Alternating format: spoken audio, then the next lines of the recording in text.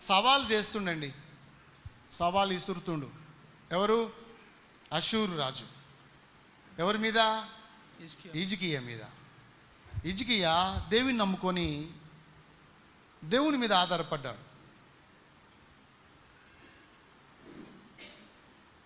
అషూర్ ఏమో సవాలు విసురుతుండు. నువ్వు నాకు కప్పము చెల్లించు, కప్పము కట్టు, నీవు నాకు లొంగిపో.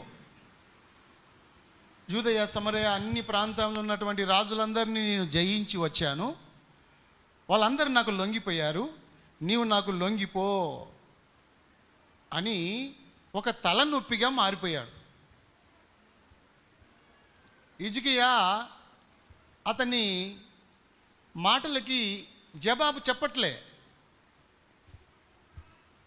అషూరు రాజు మనుషులను పంపిస్తున్నాడు. ఏమా, కప్పం చెల్లిస్తావా, నీవు నాకు లొంగిపోతావా లేదా అడుగుతున్నారు. ఫోర్స్ ఎక్కువైపోతుంది. అప్పుడు హిజ్కియా దేవుని సన్నిధిలో కూర్చున్నాడు. హిజ్కియాతో ఉన్నటువంటి ప్రధానులు, పెద్దలు అందరూ కూర్చున్నారు. వాళ్ళందరూ కలిసి ఆలోచన చేసిరు. పెద్దలందరూ కలిసి ఆలోచన చేసిరు. ఏం ఆలోచన చేసిరు తెలుసున?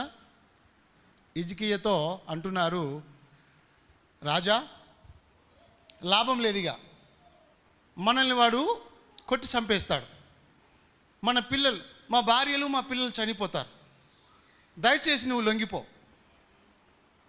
దయచేసి నువ్వు లొంగిపోమని తన చుట్టుముట్టున్న ప్రజలు హిజ్కియాతో చెప్తున్నారు. పెద్దలు చెప్తున్నారు, మంత్రులు చెప్తున్నారు. సామాన్యమైన ప్రజలు వచ్చి హిజ్కియాను తిడుతున్నారు. ఏమయ్యా రాజా, నీ వలన మేము చావాలా? నీ వలన మా పిల్లలు చావాలనా? నీ వలన మా భార్య బిడ్డలు చనిపోవాలా? అషూరు రాజు సామాన్యుడు కాదు, నువ్వు లొంగిపో. దేశంలో ఉన్న ప్రజలు, దేశంలో ఉన్న మంత్రులు హిజ్కియాను లొంగిపోమని